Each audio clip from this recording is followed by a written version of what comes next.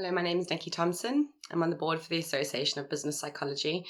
And if you've watched one of the previous episodes, you would see that some of the topics we're going to be talking about include change management. So for this series, we've got a whole lot of videos specifically geared around change management and all the different personal challenges that businesses and people go through. The first episode and the first topic that we're going to be talking about is about the importance of psychology as part of change management. So really from a personal point of view and what that looks like. We're also going to be looking at different types of individual change management. And one of the later episodes, we're looking at different types of organizational change management. So there's two different areas that we're focusing on there. One of the major things that we will be looking at is the interplay with psychology and the interplay with the human elements and personality, and personal factors that people do go through on an individual basis in terms of change. So in terms of individual change management, the focus around this is going to be looking at what is it that people go through on an individual basis. So we've got a host of different changes that people go through. If we have to look at what I'd like to try to focus on, for example, is the major epidemic going through the world at the moment, in which every single one of us is going through different elements of change in different ways. We're all responding in different ways. We all have different perceptions, different information that we're seeing and reading. And in response to that, our behaviors do differ. You can take something as simple as the UK releasing a campaign for stay at home, protect the NHS.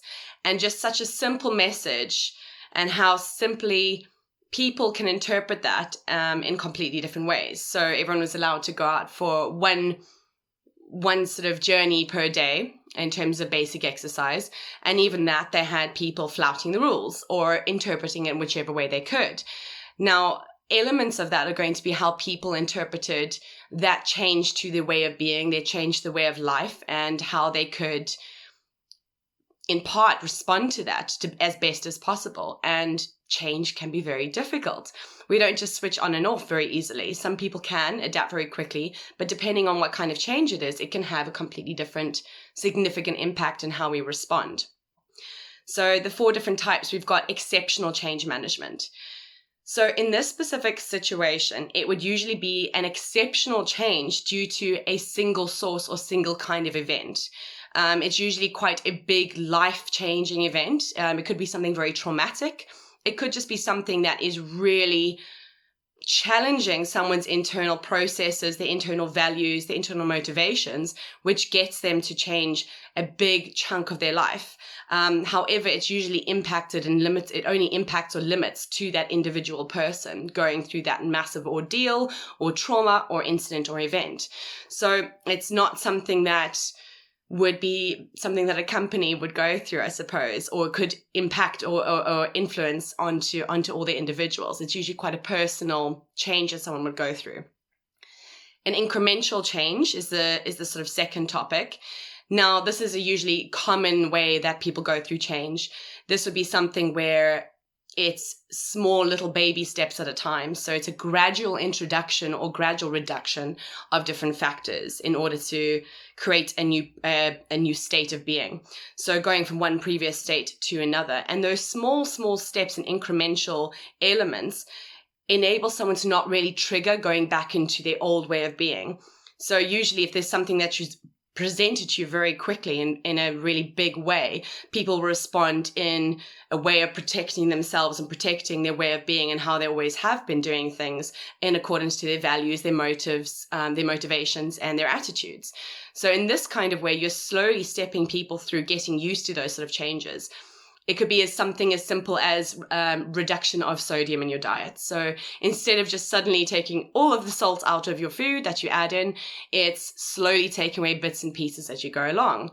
And that stark change from previous to current state or future would be looking at if you suddenly had to put that same amount of salt into your food, you'd then notice that difference. That would be an incremental change. And that's quite effective in smaller change, but obviously that takes a lot longer. Then we've got pendulum change management. So if you can imagine a pendulum swinging from one side to the other. So this is quite an interesting process that people would go through personally. And it's looking at where you swing from one extreme to the next to some extent. It's almost like a black and white kind of change that people will go through. And often this will come down to information that people receive. It might be a case of new facts, new information coming to light, or new big events that happen, which really get to challenge the way that they feel, how they view things, and how they process information to switch from one extreme to the next.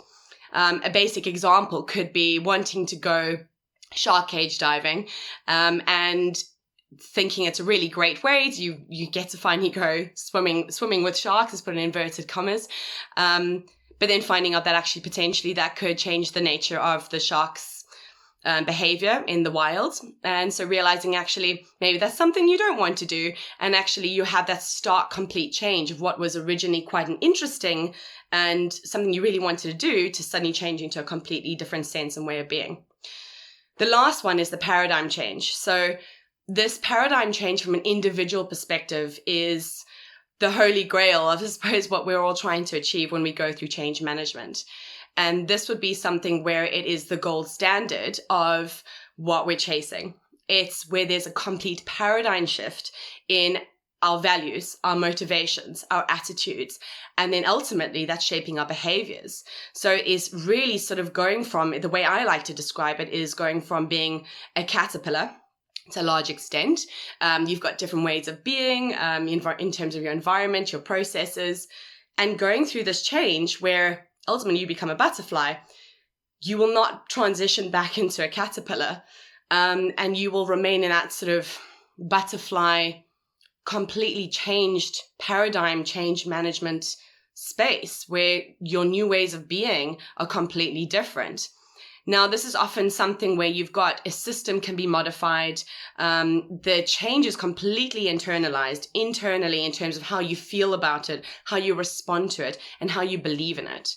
And again, this beautiful change element can be so easily seen in the way we are all dealing with these massive paradigm shifts currently that we're going through in the pandemic. So this is on a global front. If you had to look at how we change the way we interact with people in future, the way we go out, and the way we actually place value on different things, it's changing our internal way of seeing the world in a completely different way. And that's going through that paradigm shift. So those are those four main characteristics of an internal shift of change management. So what we want to really look at now is what is the importance of that, and how is that so important in the workspace and when it comes to people and psychology. So the Association of Business Psychology is really driven around business psychology. It's applying people practices to the world of business. And for all of this, it's so incredibly fundamentally important before we can have the best laid strategies, the best laid plans to actually understand what that will look like, shape like, and feel like with the individual on an individual basis. And this is where we're going to see a very interesting shift in how companies, businesses big and small, are going to be responding to all the challenges that they're coming up with. And some of those challenges are 100% rooted in how people individually respond to these changes. So what I'm going to talk about in the next episode is really sort of deep diving into some of the areas of organizational changes that we go through and how organizations can really cope with some of the changes.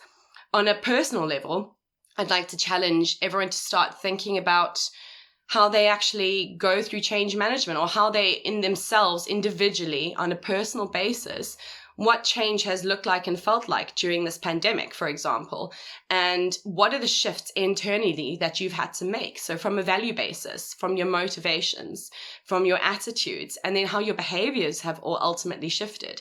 It'd be really great to get some feedback on what that looks like and feels like. And then ultimately what we want to try to do is a sense of community, is start putting together a picture of the kind of change and to some extent somewhat of a trauma that we're going through. And a trauma, it's a personal change, it's a personal traumatic event, but it's over such a long period of time. How are we responding, and how will we respond in future? If we look at the future of work, what are the major areas that we feel from an individual basis are going to be hurdles when we're going back into the workplace? And what are some of those areas that we need to start looking out from a psychology point of view, an individual point of view? So please do look out for the next video. It'll be talking about the organizational changes. And until then, I would really love to hear all your feedback. An important question as part of this episode is, what is the importance of applying psychology to the cultural and behavioral market or change market? I'm going to introduce a concept that I like to relay change and cultural behavioral change onto. And this has got to do with thinking about it in terms of a sort of a highway, if you could. So let's, for example, say that we're trying to go from London through to Edinburgh, and we've got a road that we need to travel along. Now, the strategy would be informing how we would get there. So strategically speaking, what are the different elements that are going to enable us to get from A to B? Equally with change or cultural and behavioral change, it is going to be from a current state to a future state. How do we get from that current to future? Now, if you could imagine that you've got multiple different stakeholders as part of this, so multiple different groups or service providers, or even colleagues or teams as part of this change. So you've got then, let's call it different vehicles or starting points. Ideally, what you would ideally want to do with this, what a strategy would set out, is all of us getting to that same endpoint at the same time to truly make that cultural and behavioral change effective and to make the change effective.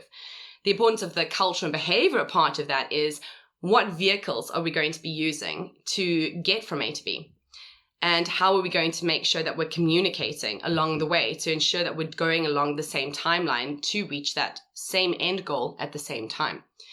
So if you could imagine that highway with different roads and we've got different vehicles, if we've got someone in a car, someone in a train, someone on a motorbike or a bicycle, that would get us at different milestones along the journey from A to B at different stages. Equally, start putting up lack of transparency, lack of communication, and a complicated way of ensuring that we're all on the same page in terms of how we behave, how often we stop, how often we check in with each other along that journey from A to B. Let's put some hedges up in between some of the roads that we're busy going along. So even in that space there, you're starting to see in terms of how we behave on a project, as simply from getting from A to B, there can be drastic differences. Equally, if we end up having a hurdle, let's say we have a tire blowout, and at that point, we've got no way of properly transparently communicating across to the other service providers or partners or teams who can enable us to stop or to pause part of the project for us to move forward together. So that would be an introduction of where the culture and behavioral side of it is so critical and important.